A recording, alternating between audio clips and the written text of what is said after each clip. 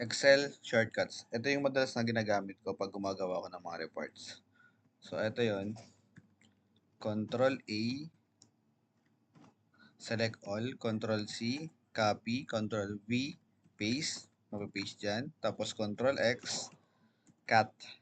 Control D, kokopya nyo na sa taas. Pwede din highlight mo yan. Mag-Control D ka, makokopya yan. Control Z, yan, undo.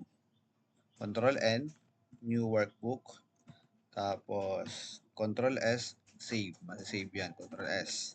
So, yan, pwede mo save. Control P, print. Balik tayo. Tapos, Control, itong total doc, para sa date.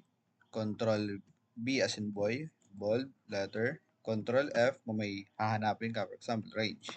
Ayan. Arrow. Yan. Tapos, control page down. Tapos, control page up. Example, ito.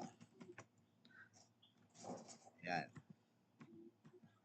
Pwede mo lipat. Hindi mo na kailangan. Pindutin yan. Lipat mo lang. Tapos, Alt F4, close application yan. For example, ito.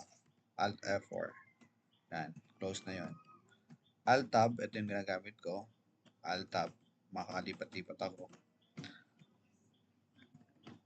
Alt equals, for example, ito. Type Alt equals, sum all cells above. Yan. Ma-add yan. Tapos, Control Shift Arrow. Control Shift Arrow. Yan. Ma-highlight yan. Shift Arrow. Yan. Control Arrow. Yan. So, yan yung madalas na ginagamit ko. So, isa sa mga tip ko para bumilis kayo sa typing, huwag kayong gagamit ng mouse. More on shortcuts lang. Okay?